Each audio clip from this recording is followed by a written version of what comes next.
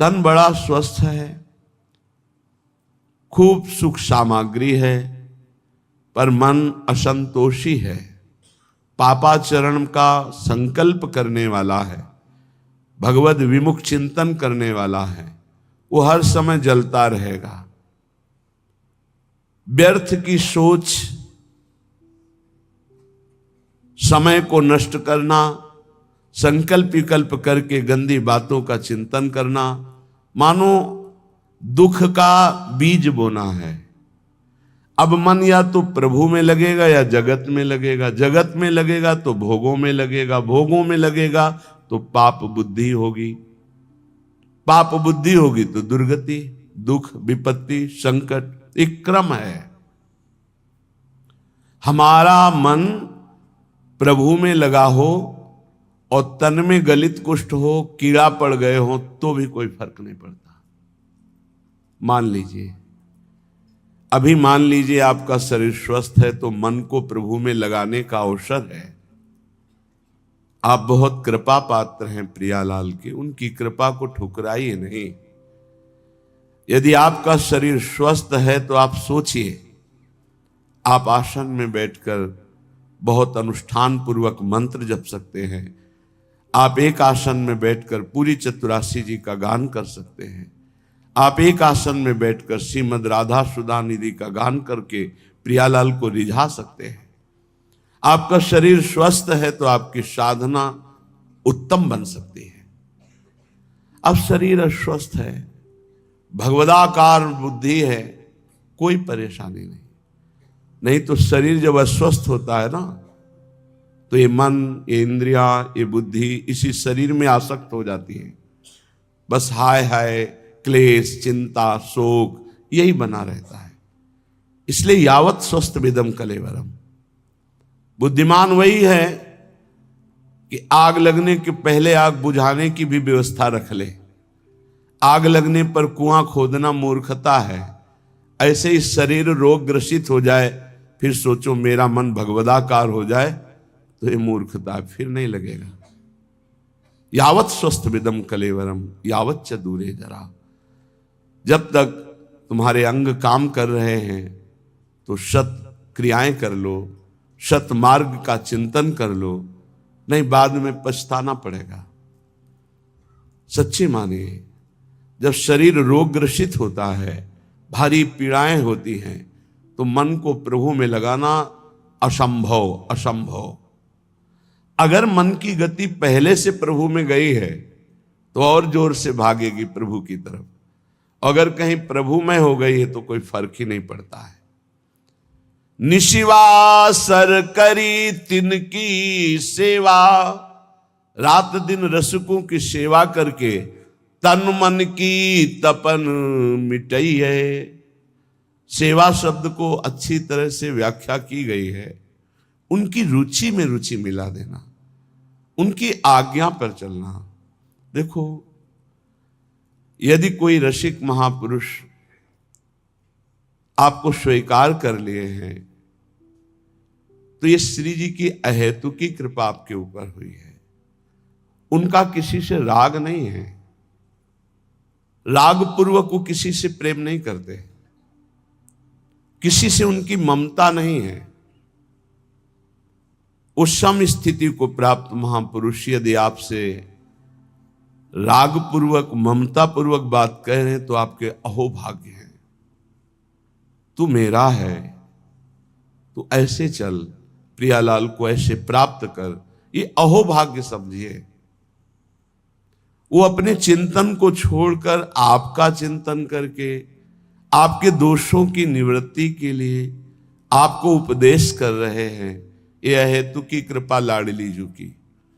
आपकी तरफ वो देख रहे हैं, आपसे बात कर रहे हैं, आपको अपना मान रहे हैं, और कहीं आपको उनका उच्छिष्ट प्रसाद मिल रहा है, आपको डांट पड़ रही है, आपके अंदर उनका भय है, तो निश्चित आपका परम कल्याण कोई रोक नहीं सकता। ये बड़ी दुर्लभ कृपा प्रसादी होती है, ऐसा जिनको प्राप्त है। कौन सतमार्ग में प्रेरित करता है, कौन किसी को डांटता है? सतमार्ग के लिए। तन मन जीवन वारिये भोरी, भोरी सखी कह, अगर ऐसे रसिक मिल जाएं तो तन मन दोनों न्योछावर कर दो, उनकी आज्ञा पर चलो। जैसे बेटा स्वस्थ हो, खेल रहा हो, ये देखकर मां को जो सुख मिलता है वो किसी और को सुख नहीं मिलता है, और तो देखकर बस चल देगा, लेकिन सुखानुभूति मां को होती है।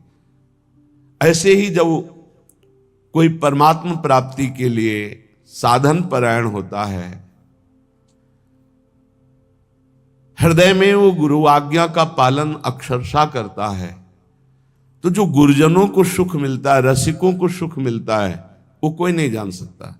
एक दृष्टि में जीवन का परिवर्तन करने की सामर्थ्य होती है। वो दृष्टि कब प्राप्त होती है? जब वो संपूर्णतया ये जान लेते हैं कि आप उनकी आज्ञा में हैं, आप उनके हैं, आप एक अक्षर भी उनकी आज्ञा का उल्लंघन नहीं करते, तो हृदय में एक आह्लाद होता है। उसी आह्लाद स्थिति में जब श्री जी के सुमिरन में गाढ़ चिंतन में होंगे, उस समय जब आपका चिंतन कर लेंगे तो आप निहाल हो जाओगे, आपके जीवन का परिवर्तन हो जाएगा। रसिक महापुरुषों की कृपा जानते हो कैसे होती है? जो एकांत में प्यारे जू की सेवा में होते हैं भाव देह से, और उस समय जिसका चिंतन कर ले बेड़ा पार हो गया। उस समय जिसका चिंतन कर ले, उस समय उसी का चिंतन प्रियाजू देती है, प्रियाजू देती है, जो तन मन प्राण समर्पित करके उनकी आज्ञा में। एक होता है मुंह देखी समर्पण, मुंह देखी समर्पण, सामने हाजी हाजी करना और पीछे मनमानी करना। और एक होता है जीवन समर्पण, वो देखें ना देखें, बोले ना बोले, माने ना माने अपना, लेकिन हमें उनकी आज्ञा का पालन करना है।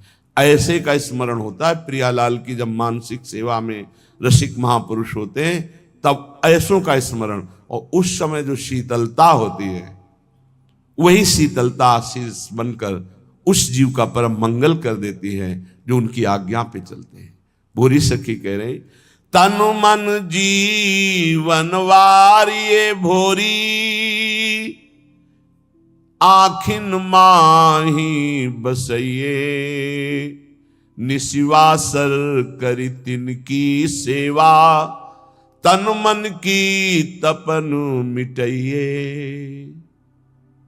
भोरी सखी कहती है, यदि भगवत कृपा से ऐसे रसिकों का संग मिल जाए, तन मन जीवन सब कुछ न्योछावर कर दे उनके ऊपर, अर्थात उनकी आज्ञा पर चले, आखिन माही बसइये। मेरे नेत्र अगर ध्यानस्थ हैं तो गुरुदेव के रसिक गुरुदेव के ध्यान में मगन है। देखो, वो अपने शरीर का राग मिटाने के लिए ऐसा उपदेश करते हैं कि शरीर से राग मत रखो, लेकिन आप ध्यान रखना, इसी शरीर से प्रियालाल का उपदेश हुआ है, इसी शरीर से गुरु मंत्र मिला है, इसी शरीर से आपको सतमार्ग के सिद्धांत मिल रहे हैं। तो ये शरीर आपकी भगवत प्राप्ति कराने की वृत्ति में समर्थ है। ध्यान मूलम गुरु मूर्ति, ना कि गुरु तत्व।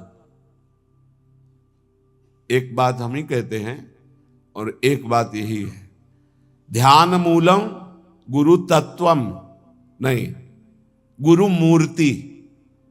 बड़ा चमत्कार है। अगर स्नान करते समय गुरु चरणों का ध्यान करके ऐसे जल डाला जाए तो संपूर्ण तीर्थों के अवगाहन का उसे बिना प्रयास के फल मिल जाता है। घर से चरण निकालते ही गुरुदेव के चरणों का ध्यान करके निकलो, कोई विघ्न छू जाए तो हमें बता देना।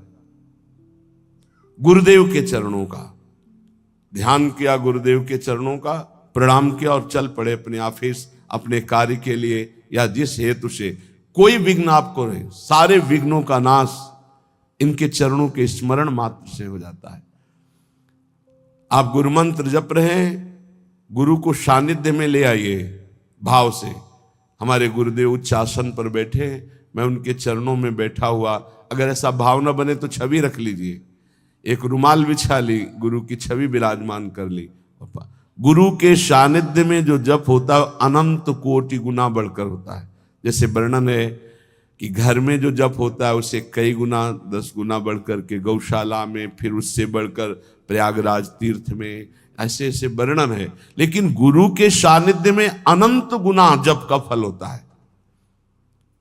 रसिक गुरुदेव को भोरी सखी कह रहे, आखिन माही बसइये ध्यान मूलम गुरु मूर्ति, पूजा मूलम गुरु पदम, मंत्र मूलम गुरु वाक्यम, मोक्ष मूलम गुरु कृपा। गुरु कृपा मोक्ष मूलम, संसार से मुक्त होने के लिए मूल क्या है? गुरु कृपा है। तो रसिक संग बिनु प्रेम न होई, बिना रसिकों के संग के श्री प्रियालाल से प्रेम नहीं होता। बड़े सौभाग्य हैं जब श्री जी कृपा करती हैं तो अपने नाम रूप लीला धाम की स्थापना करने वाले रसिकों का संग प्रदान करती है। अनादौ संसारे कति नरक भोगा न विहिता, कियंतो ब्रह्मेन्द्राद्य तुल सुख भोगाश्च न कृता, तदास्मिन्नेकस्मिन् वपुषि सुख दुखे न गणयन्, सदैव श्री वृंदावन मखिल सारम भज सखे। हे सखे, हे मित्र, ये जो मैं तुम्हें बात कह रहा हूं इसे ध्यान से सुनना। तुम अज्ञानी हो इसलिए नहीं जान पा रहे। तुमने कितनी बार नरक भोगा है तुम्हें पता नहीं, कितनी बार स्वर्ग भोगा है तुम्हें पता नहीं। तुम इंद्र भी बन चुके हो, देवता भी बन चुके हो, अतुल सुख भोगे हो संसार के, और बहुत नरक भी भोगे हो। ये सब भोग चुके हो। इन काम क्रोध लोभ ने बड़ा तिरस्कार तुम्हें किया है, बड़ा तिरस्कार। अंदर से देखो, जो काम के गुलाम हैं, अंदर से देखो कैसा ये नचनी नाच नचाता है, कैसा ये तिरस्कार करता है, पागल श्वान की भांति घुमाता है। गोस्वामी तुलसीदास जी ने लिखा है, पद सिर त्राण बजे, जूते पड़ते हैं सिर पे, फिर भी इसको समझ में नहीं आता।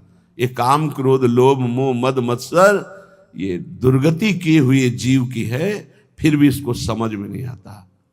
सिर पद त्राण बजे, हरिजु मेरो मन हठ न तजे। इन भोगों ने कितना तुम्हारा अपमान किया, तो स्वतंत्र विनाशी कितना परास्त हो गया। कामी पुरुष चरणों में झुकता है सिर्फ काम संयोग के लिए, कसम खाता है कि आपके सिवा मैं किसी से, क्या क्या दैन्यता, अगर ऐसी दैन्यता गुरुदेव से कर देता तो परब्रह्म की प्राप्ति हो जाती। आप बोलो, आप कहो तो अभी प्राण त्याग दें, आप बोलो अभी प्राण त्याग दें, त्याग देते हैं। क्या क्या इस काम ने नचनी नाच नचा रखा है त्रिभुवन में। श्रीपाद कह रहे बहुत धैर्य पूर्वक, हे सखे, हे प्रिय मित्र, तुम्हें नहीं दिखाई दे रहा, मुझे दिखाई दे रहा है, क्योंकि त्रिकालज्ञ है, तीनों कालों का ज्ञान है। कह रहे तुमने कितने नरक भोगे तुम्हें पता नहीं। जैसे मां के गर्भ में रहे तो क्या पता हमें कैसा कष्ट था, कोई याद नहीं है। ऐसे कितनी बार तुम स्वर्ग गए तुम्हें पता नहीं। अर्थात स्वर्गिक सुख, नारकिक दुख, इनको तुम बहुत भोगे हो। इन काम क्रोध आदि दुश्मनों ने कितना तुम्हारा तिरस्कार किया। धिक्कार है, धिक्कार है। बहुत बहुत विचित्र दशा है। महाराज पुररवा का वैराग्य एकादश स्कंद में लिखा हुआ, पढ़ना चाहिए। और महाभारत में हमने पढ़ा पुररवा जी की दशा, पागलों जैसे उर्वशी के प्यार में डूब। ऐसी स्थिति के प्राण निकल जाएंगे जब उर्वशी अंतर ध्यान हो गई। पागलों जैसी चक्रवर्ती सम्राट महाराज पुररवा, बस जैसे कोई विरही, हा प्रियालाल, हा प्रियालाल, ऐसी दशा। ये दशा देखकर देवी उर्वशी पुनः प्रकट हुई। जे हुई प्रकट हुई तो जैसे मृत को कोई संजीवनी पिला दे ऐसे, हा उर्वशी, उर्वशी का बस आप जानते हो मैं किसी की नहीं होती, मैं केवल पुण्यात्मा के पुण्यों का भोग प्रदान करने के लिए जाती हूं। मैं दयावश आई हूं तुम्हारी दशा देखकर, मैं किसी की नहीं हूं, मैं तो आदेश से आती हूं उसके पुण्यों के प्रताप का भोग करवाने के लिए। तुम्हारे पुण्य क्षीण हो गए, अब मैं तुम्हें स्पर्श करने का भी अधिकार नहीं दे सकती और तुम मेरा वियोग छोड़ो, मैं किसी की नहीं हूं। अंतर्ध्यान हो गई। तब उनको जो झटका लगा, वैराग्य आया, तो उनका धिक्कार है मुझको। भगवान बड़ी कृपा करते हैं जब सांसारिक प्यार में ठोकर दे, बड़ी कृपा होती है उनकी। जिनको थोड़ा भी धर्म का ज्ञान है तो उनका रास्ता प्रभु की तरफ खुल जाता है। जैसे चिंतामणि ने ठोकर लगाई तो बिल्व मंगलाचार्य बन गए। ठोकर लगनी आवश्यक होती है। बहुत द्रवित हृदय होता है आशिकों का, वही आशिकी अगर मुड़कर हरि की तरफ लग जाए तो परमानंद की प्राप्ति हो जाए।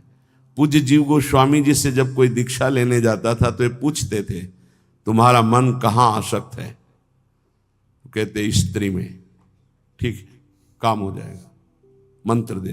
तुम्हारा मन, बोले पुत्र में, हाँ ठीक। एक आए धनी कुछ भेंट रखी और कहा शिष्य बनना चाहे, तुम्हारा मन कहाँ है, बोले किसी में आसक्त नहीं है। बोले हमारे लायक नहीं हो, काशी जाओ, वहां किसी ज्ञानी की शरण लो, हमें तो आशिक चाहिए। मोड़ना है, आसक्ति को मोड़ दिया। जो पत्नी में है, पुत्र में है, मां में है, पिता में है, शरीर में, भोगों में, वैसी थोड़ा प्रभु में हो जाए, निहाल हो जाए जीव। कहते तुम जरा सोचो, सब बैठे हो, सोचो जरा कैसा तिरस्कार करते हैं काम क्रोध लोभ आदि।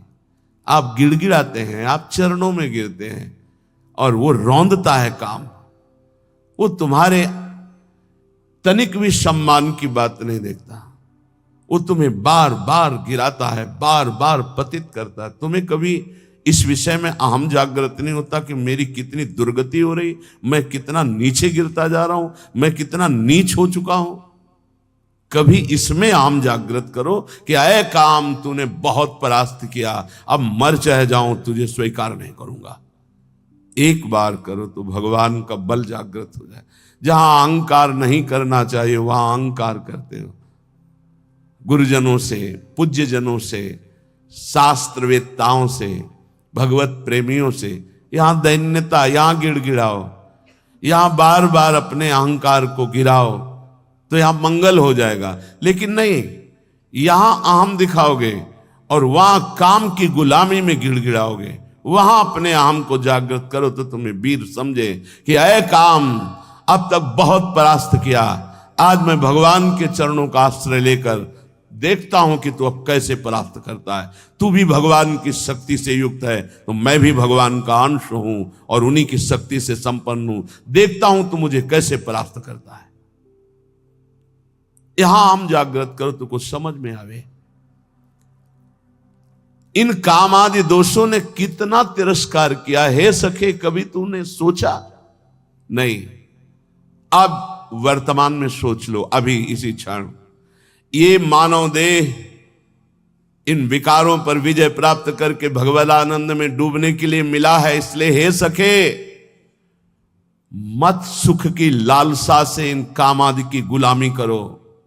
ये कभी सुख नहीं देने वाले, क्लेश, अशांति, जलन के सिवा नहीं मिल सकती। लिख लो कागज में या दिमाग में लिख लो, भोगी पुरुष को केवल अशांति, क्लेश, हीनता, भय और असत विचार, यही उसके बढ़ते चले जाते हैं। व्यर्थ की सोच, व्यर्थ की सोच। ओवर थिंकिंग, ये पूछ रहे थे कि ये ओवर थिंकिंग कैसे जाएगी। भगवान के आश्रित होकर नाम जपने से, ये कामादि दोषों की गुलामी से, ये व्यर्थ चिंतन, इसे हिंदी भाषा में व्यर्थ चिंतन, वही तुम व्यर्थ का चिंतन करते हुए भयावह अंदर वृत्ति जागृत, घबराहट होना, चिंता होना, शोक होना, ये अपने आप बढ़ते जाएंगे, क्योंकि तुमने असत भोगों का दासत्व स्वीकार। एक कभी अहंकार जागृत करो। हम कहते हैं जागृत करो, घमंड करो इस बात का कि हम प्रियाजू के हैं, हम प्रभु के हैं, अब तुम विकार मुझे कैसे परास्त कर। नहीं, गुरुजनों से आंख टेढ़ी करके देख सकते हो, लेकिन विकारों से नहीं। ये आप अंदर देख लो, बैठे हो अपने सब, जैसा वो कहेंगे वैसे ही तुम्हें घुटने टेकने होंगे, वहां अहंकार तुम्हारा नहीं दिखाई देता। बहुत हुआ, अब नहीं, कभी ऐसा नहीं सोचते हो। अगर सोचोगे भी तो एक ही धोबिया पछाड़ मारेगा, काम की मुंह भरा गिर जाओगे। अगर बचना है तो हरिनाम बल, राधा राधा राधा राधा और महापुरुषों के चरणों का आश्रय। कह रहे परम सार श्री वृंदावन में आ जाओ, रसिकों का संग करो, नाम बल जागृत करो और इन विकारों की गुलामी से मुक्त हो जाओ। बहुत बार स्वर्ग भोगे हो, बहुत बार नरक भोगे हो। कहे कि अंतो ब्रह्मेंदाद्यतुल सुख भोगाश्चन कृता, तुमने ब्रह्म सुख, ब्रह्मा का सुख, इंद्र का सुख, देव सुख सब भोगे, और अनादौ संसारे कति नरक भोगान विहिता। ये अनादि है, कब से हुआ कोई पता नहीं, कितनी बार नरक भोगा तुमने। अभी भोगों का तिरस्कार सह रहे हो, काम क्रोधादि की गुलामी में फंसे हो। अरे जागृत हो, तू अविनाशी का बच्चा है, तुझे कोई नहीं परास्त कर सकता। शरीर भाव में आने के कारण तेरी दुर्गति हो गई। उठ, अपने स्वरूप को जान, इसीलिए मानव देह मिली है। श्री वृंदावन वासी पाद रजसा सर्वांगमा गुंठयन, श्री वृंदावन में कमुज्ज्वल तमम पश्यन समस्तोपरि, श्री वृंदावन माधुरी भिरनिशम श्री राधिका कृष्णयो रप्यावेश मनुस्मरन न दिवस श्रीधाम वृंदावनम। कैसे शरीर पावन हो, मन पावन हो, मेरा पवित्र हम कैसे हो जो मैं निर्विकार हो जाऊं। कह रहे जो वृंदावन के प्रेमी रसिक जन हैं, ब्रजवासी जन हैं, इनकी चरण धूलि में लौट जाओ, इनकी चरण रज रोज शरीर पे लगा। श्री वृंदावन वासी पाद रजसा सर्वांगमा गुंठन। बहुत बड़ी वस्तु है ये वही पकड़ सकता है जिस पर श्री जी की अहेतुकी कृपा है। भरत जी जो जड़ भरत जी के रूप में है, उन्होंने यही कहा, बिना महत्पाद रजोभिषेकम, बिना महापुरुषों की चरण रज से अभिषिक्त हुए ये ब्रह्म बोध नहीं प्राप्त होता। प्रहलाद जी ने भी कहा कि जब तक अकिंचन भगवत प्रेमी महात्माओं की चरण रज में अभिषेक नहीं होगा, तब तक मेरी जैसी मति है ऐसी हरि में नहीं होगी। नैषाम मति तावदुरुक्रमान्यम। यहां श्रीपाद कह रहे हैं, काम क्रोध आदि पर विजय प्राप्त करने के लिए, समस्त भोगों पर विजय प्राप्त करने के लिए, समस्त दोषों का तिरस्कार पूर्वक त्याग करने के लिए क्या करो? बोले श्री वृंदावन वास पाद रजसा सर्वांग मा गुंठयन। कोई अंग न बकाया रहे, पूरे शरीर में वृंदावन की रज लगाओ। ये चिकनी चमड़ी रजोगुण पैदा करके भोगों में फंसाती। मान लीजिए हमारी प्रार्थना, जितना शरीर को सुकुमार करोगे, साबुन लगाओगे, चिकना करोगे, उतना ही मन गंदा होगा। लिख लो दिमाग में, शरीर राग त्यागी ही भगवत अनुरागी होता है। इस बार बढ़िया शरीर मिल गया, अगर बढ़िया कार्य नहीं करोगे तो घटिया शरीर मिलेगा।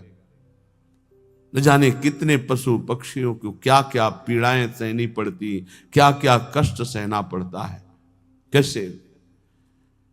इसलिए इस मानव देह की चिकनाहट चमड़ी को देखकर गर्व मत करो कि मैं रूपवान हूं या तू रूपवान है। यहां कोई रूप नहीं, ये सब मरे हुए रूप हैं। मृत्यु लोक है इसका नाम।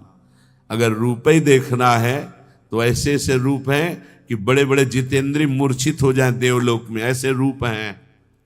और देवलोक भूलोक रसातल सुनि कवि कुल मति डरिए, सहज माधुरी अंग अंग की कई कासो पट तरिए। देखो माई सुंदरता की सीमा। आओ इधर देखो रूप, लालजू का लावण्य देखो, प्रियाजू का रूप देखो। श्री वृंदावन में कम उज्ज्वल तमम पश्यन समस्तोपरि। पश्यन देख बा माधुर्य रस की वर्षा करने वाले श्री राधिका कृष्ण यो श्री श्यामा श्याम यहां बेरण कर रहे। इसलिए मेरी बात मान जा, वृंदावन की रज को एकत्रित कर लो और स्नान के बाद रोज लगाओ। हमारी ये बात मान लो, ये जब तक रजकण शरीर में नहीं लगेगा तब तक विषयों पर विजय प्राप्त करना बहुत कठिन है। ये सद्यो वशीकरण चूर्ण मनंत शक्तिम तम राधिका चरण रेणु मनुस्मरामी। ये श्री जी की चरण रज, ये श्री जी की रसिकों की चरण रज में अनंत शक्ति है। उसी अनंत शक्ति से हम इन काम आदि दोषों पर विजय प्राप्त कर सकते हैं। इसलिए परिचर चरण सरोजम तद गौर श्याम रसिक दंपत्यो वृंदावन नव कुंजावली सुमहानंग विह्वलयो।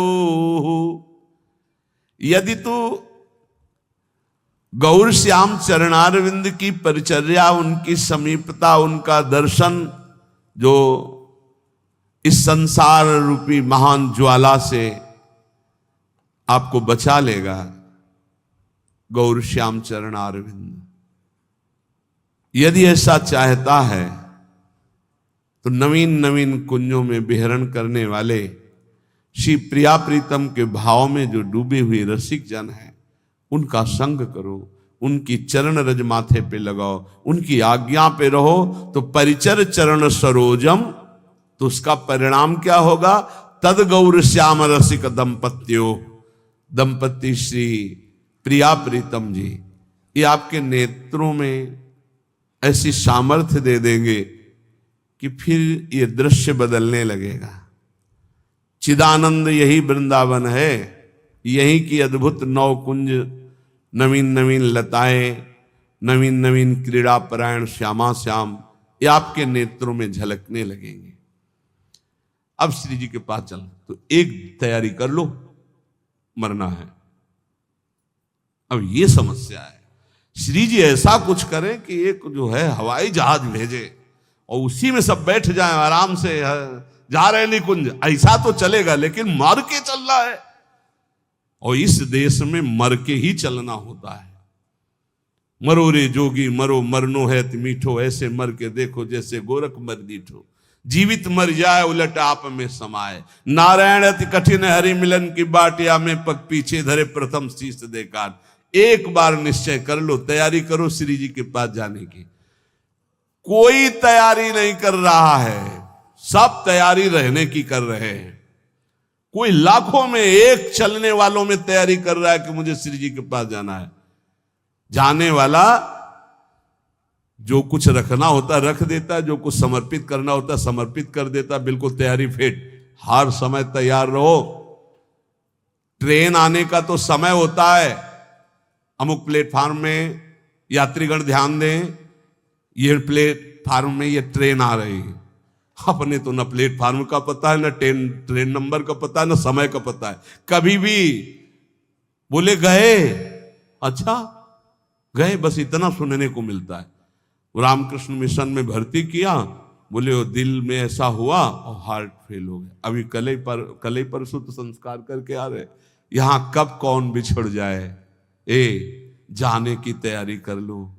हमारे सत्संग का उद्देश्य है प्रियालाल की प्राप्ति, और उस प्राप्ति के लिए आपको अटैची हर समय तैयार रखना है। अटैची में नाम वाणी होना चाहिए। नाम रूपी धन, वाणी रूपी धन आपके भाव रूपी अटैची में तैयार है तो आप पक्का समझो रिजर्वेशन है आपका। हमारी श्री जी के यहां से पालकी आती, विमान नहीं आता, ध्यान रखना।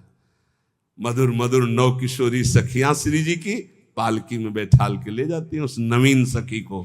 ये पूज्य पंडित गया प्रसाद जी ने देखा, जब भाई जी पालकी में बैठे हुए ब्रज में आ रहे थे, शरीर पूरा हुआ तो देखा कि आकाश मार्ग से नवीन नवीन 9 सहचरियां, बीच में एक नवीन सहचरी जो पालकी, जब गौर से देखा बाबा ने तो देखा ये तो भाई जी हैं और वृंदावन, यही तो आए सब महापुरुष। हम सबको श्री जी के पास जाना है, पर जाने की तैयारी कर लो। ये जो आज चर्चा अष्टपुष्पों की हुई, मानसिक व्रतों की हुई, यही तैयारी है। ये बाहरी दिखावा हमको किसी के लिए नहीं करना, हमें अपने प्यारे जो को प्रसन्न करना, हमें ये तैयारी करनी। और इस तैयारी में नाम वाणी ही काम देगा। जितना नाम रूपी धन है, ऐसे तैयार रहो जैसे आपको जाना, ये भी समेट लूं, ये भी समेट लूं, क्योंकि अब जाना है। ऐसे ही नाम जमा कर लूं, खूब वाणी जी का गायन जमा कर लूं, दूसरों को सुख पहुंचा दूं, जो हमारे पास सामग्री है सबका मंगल करने वाली, ये है तैयारी करना। दूसरों का छीन छीन कर बैंक बैलेंस करना, सुख भोगना, ये तैयारी करना है, या पुनः आने की व्यवस्था करना है। ये आना जाना मिटाना, ये केवल मानव जीवन से हो सकता है, अन्य जीवन से नहीं। इसलिए खूब नाम जप करो, और एक दिन कोई ऐसा ना जाने पाए जिस दिन तैयारी ना हो तुम्हारी। जो चलने के लिए तैयार रहता है उसको मृत्यु नहीं होती, महोत्सव होता है, और जो तैयार नहीं होता उसकी मृत्यु होती है। अपने को महोत्सव, अपनी तैयारी है। सोचो, जब यहां से तो प्रियाजू की सखी आएंगे ली वाले, और जब हम वहां पहुंचेंगे तो ऐसे स्वागत करते हमारे प्रियालाल, आओ, बहुत जन्मों से बिछुड़े थे, आए मिले परिवार आपने, हरिहंस कंठ, आओ मेरे बच्चे, बहुत समय से मेरे से दूर थे। अभी हमको प्रियालाल पराये लग रहे हैं, ये अपने लग रहे हैं, लेकिन सच्ची मानना जिस दिन तो अनंत जन्मों से जिनसे हम बिछुड़े थे, मैं उन्हीं का हूं, पक्का उन्हीं का हूं, उनसे बिछुड़े थे, तब वो जो सुख मिलता है, पहचान जो छुप गई थी, स्मृति जो नष्ट हो गई थी, वो स्मृति जब जागृत हुआ, अरे मेरे प्रभु, मेरे स्वामी, मेरे अंशी, महान सुख। बस वहीं चलना है। नजदीक आ चुके हो, तैयारी भर कर लो, बस तैयारी कर लो। नाम वाणी की तैयारी है, परम धन राधा नाम इकट्ठा कर लो, खूब वाणी जी का गायन करो, किसी को दुख मत पहुंचाओ, चलना है यार। किसी से बैर मत करो, चलना है। किसी से प्यार मत करो, चलना है। ना काहू से दोस्ती, ना काहू सो बैर, समाह सर्वेषु भूतेषु मत भक्तिम लभते पराम। सब में समान भाव, भगवत भाव रखते हुए निकल चलो प्रियालाल के चरणों में, यही जीवन का परम लाभ। शेष चर्चा आगे। Shri Radha. Thank you for watching दोस्तों। प्लीज़ हमारे वीडियो को ऐसे ही देखते रहिए, ऐसे ही अपना प्यार देते रहिए। राधे राधे।